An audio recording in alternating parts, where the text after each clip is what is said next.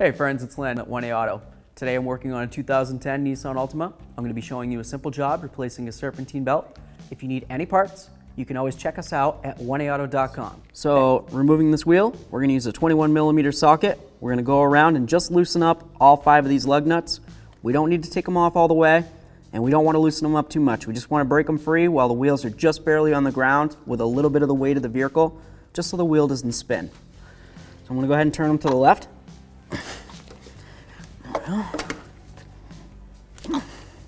So now I'm going to continue with removing all the lug nuts. You can use something like an air gun if you wanted to, or continue with your ratchet. But these are loose enough that I can do them by hand. I'm just going to remove all 5 of these. Okay, so last lug nut, I'm holding the wheel. Just going to set this out of the way.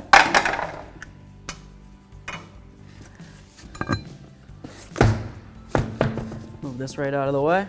So we have the forward part of the bumper off for another video we're doing, but I'm just showing you what we're doing for this part, right? We get the wheel off so we can get to this plastic shield right here. We're going to remove this, and then we're going to come from up and under, and we'll be able to see the tensioner and how the serp belts ran under there. So I'm just going to go ahead and remove some of these push clips. Basically, you pull the center out, and then the outer side comes out with it. The center is the part that locks it in.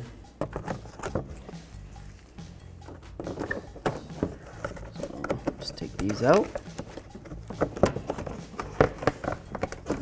See if I can get this down and out of here. Come on, baby. There we are. Now we have view of the serpentine belt. So I'm going to be taking a 14mm on my serpentine belt tool. I'm going to put it right on the tensioner bolt here. I'm going to try to turn this clockwise. Get it re-ratcheted.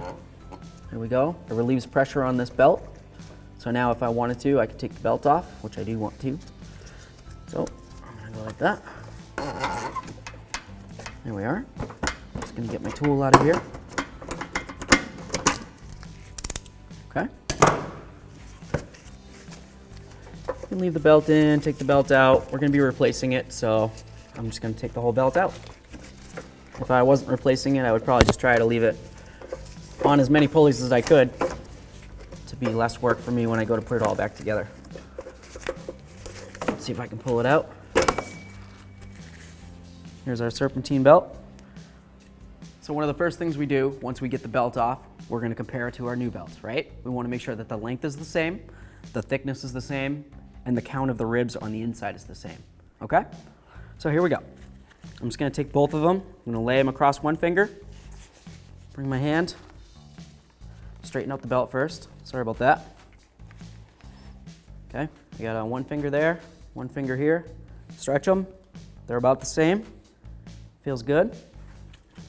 Okay, we'll just compare the thickness of the belt. As you can tell, it's about the same thickness. Wonderful. I'm gonna go like this. We'll count the ribs. I count 6 on each belt. So it looks perfect. This belt should be great to install. Let's do it.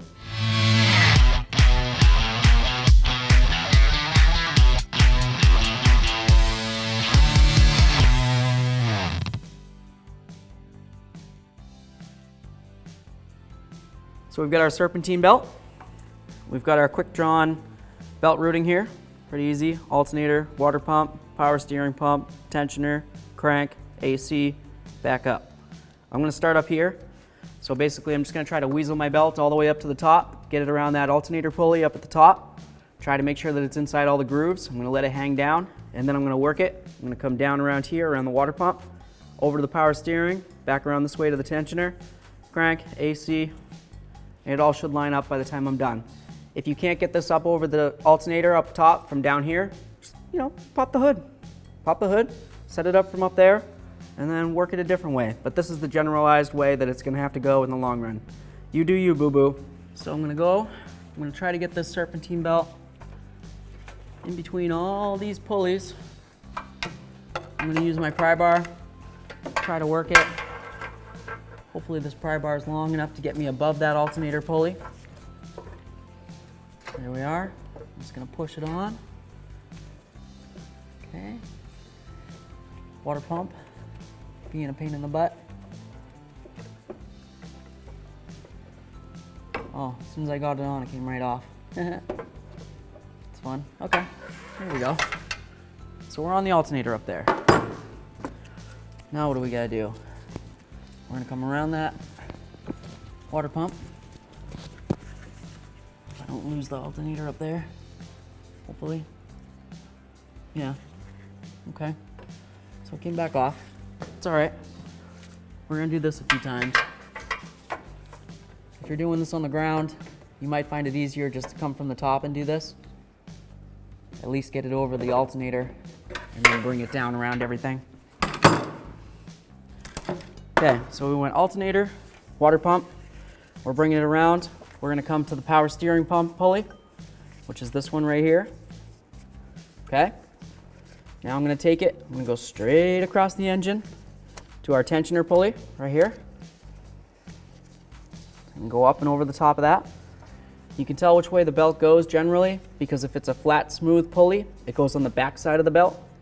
If it's a ribbed pulley, like that right there, obviously the ribs sit in there. It's pretty easy to figure that out. I'm gonna bring this side down around the AC compressor pulley. And there we go. Okay, so I'm just gonna hold a little bit of tension on it with my hand, nothing too crazy. I'm gonna look up, see how everything looks. It looks like I'm on that AC up there. No, sorry, not the AC, the alternator. I'm on the AC down here. Power steering pump, looks good. Okay, so we're gonna grab our tool with our 14 millimeter, whether you're using a wrench or something like this with a socket on it. I'm gonna turn it clockwise, which relieves tension from the tensioner. Just try to slide it up and over. I wanna try to make sure it goes into all the grooves. Slowly relieve pressure. Make sure my tool's still together. It is. Okay, now we're just gonna look at the serpentine belt and all the pulleys once again. Make sure everything's sitting in nice. We can give the serpentine belt a little tug. Feels good. It's going around. Perfect. Now a good habit to do would be to spark up your vehicle. Let it run for, I don't know, 10 seconds, 20 seconds. Turn it off, come back, check all your pulleys, make sure the belt wasn't off a tooth. If it is, it'll probably work its way off quite a bit at that point. But hopefully you didn't run it for too long where you would have destroyed your belt, right? If you run it for 2 minutes, well, it's been off a tooth all this time, you're gonna ruin your brand new belt. So we'll go 10, maybe 20 seconds. You just wanna start it up, let it run for a little bit. We know that the belt does all its looping around all the things, and then we'll turn it off, and then we'll check it, right?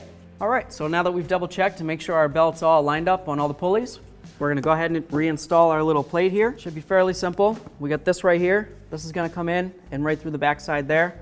So what we're gonna have to do is we're gonna have to try to get that in first and then work this up and over, being very careful for our ABS wire that's hanging down here and our brake hose. So let's see what we can do. We can go one way, we can go the other way. Whichever way we go. Oh, first try. Oh, that's a surprise. Anyway, just gonna make sure the center's pulled out. Put it in, lock that one in.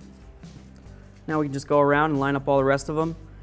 Sometimes you'll get it and the center pushed in. Now it's in the locked mode. You can tell because all the prongs are pushed out. They all kind of made their way like that, just probably me holding on to them. There isn't too much pressure involved there. So I'll just grab my little pocket screwdriver again. Just gonna pry it. Okay, you can do that, or you can use your little fork tool if you have one. We basically just want the center to come up and out. I'm not gonna jump ahead and do the next one yet, because once I put this back in my other hand, it's probably gonna roll around and close up again. Just be a pain in the butt. Be like that kid chasing around the ice cubes, picks one up and drops it out of his glass every time he bends over. There we are. So now it's time to put the wheel back on. So what we're gonna do is we're gonna make sure that we don't lift it with our back. We don't wanna come from the front, try to bend over and lift it up, squish our back. We wanna come from the side, put our leg up against it, just roll it up our leg. We can use our ab muscles to lift it up. That's why we got them. Put her on there. gonna hold it so it can't roll off. I'm gonna line up our hubcap hole with our little valve stem. Pretty easy. We'll get one lug nut on, get it started so we know the wheel can't fall off. Nice. Now we'll grab our other 4 and get those going. And then we'll just bottom them all out, and then we'll torque them up when we get it closer to the ground. We get the wheel on the ground. We don't have all the weight of the vehicle on it. We just want it enough so the wheel can't spin while I torque it. I'm gonna go with my 21 millimeter socket, torquing this wheel to 83 foot-pounds, and I'm gonna go in a star pattern. I'm gonna start here, there, there, there, there. Make a nice pretty star, just like we did in art class. And then if you wanna go around again, you can go around again. I could have probably bottomed them out a little bit more, but at least I didn't over torque them, right?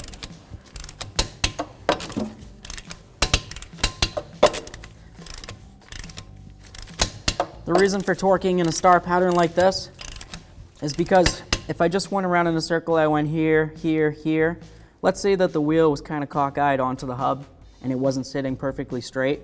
And I went ahead and I torqued over here and it kind of kinked it in. And then I could come around here and I might get a click, even though it's, 83. It might not be enough to really suck it in and, get it up right up against the hub. So if you go here, here, here, it has no choice but to start it and then pull it in there and pull it in. And everything's nice and situated at that point. And it's always good habit to just go around again. It doesn't take too much extra time. It doesn't cost you any extra money. So let's go around.